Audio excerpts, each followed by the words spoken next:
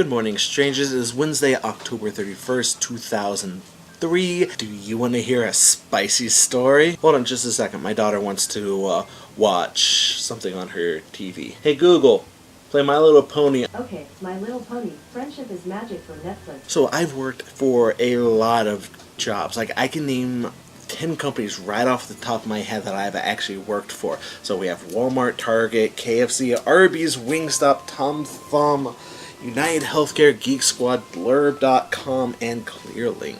Actually, I just told a lie. 3 of those companies have never given me a paycheck, and I'm pretty sure they don't even know that I existed. Instead, I worked for companies that the other companies paid to take calls for them. Yes, I was doing outsourced work, and I know that might be a bit confusing since most people think of India or the Philippines when they think of companies outsourcing their work, especially with call centers. Nope.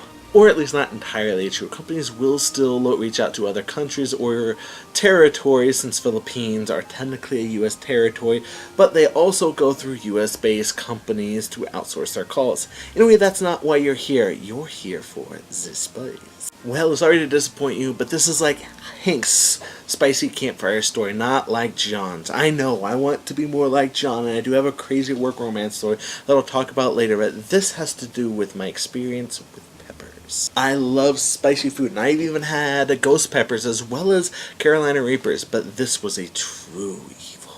Back when I was a schedule coordinator for Lorca, one of the outsourced call centers I've worked for, one of my work buddies would bring in habaneros and some milk once a week or once every other week. We all had some, and they were spicy enough to make me sweat, but the store he got them from didn't wash them thoroughly. Show everyone your baby. Yeah. Sorry, this is gonna get, getting some cute in there before it gets kind of gross. My coworker didn't think to wash them either since they looked safe, and it took that little bug a few days to reveal itself, but when it did, I had a little taste of how Hank feels with ulcerative colitis. Food would come in nice and tasty, but I dealt with the great butt fire. Needless to say, I went to the ER, and just a month later, I was back with a case of Campylobacter from undercooked steak. Anyway, that's my not spicy story. I still eat plenty of peppers, but I washed the crap out of them. Thank you for watching. We will see Patrick tomorrow, and did you really think I would just end it like that? That didn't even include any real spice to it at all.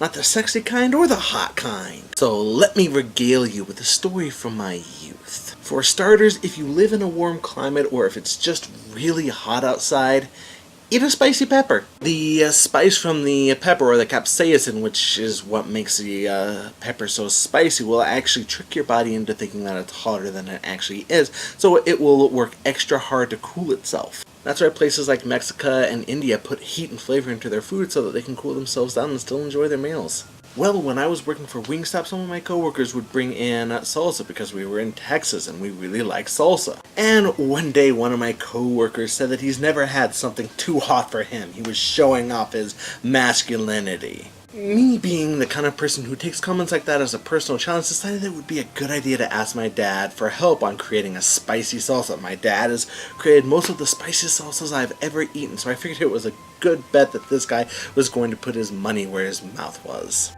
I brought the salsa into work, not even half an hour later, this guy's asked me how I was able to make salsa for Lucifer himself. Then, a few weeks later, my dad shared some of the chili he was making for a chili cook-off at work. So my dad had gone into this chili competition for years, and he always made everything from scratch, and he always lost at the same person who was using a store-bought chili and just adding a few ingredients instead of making everything themselves.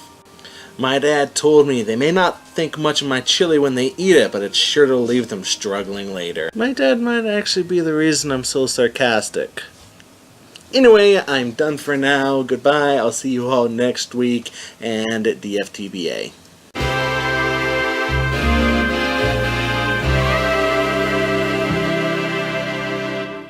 Oh, and before we end, the 2 things. One, after this, there's going to be a blooper, but at the very beginning of it, I want to show you guys how I do my take, since I actually have to move a little bit so that I can guarantee that my movement follows along with me instead of freezing right at the very beginning.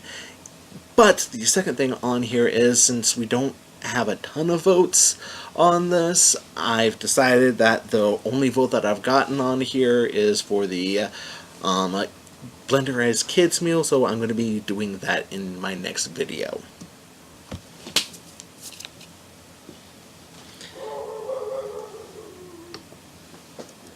I think I got a monster. I wasn't expecting that.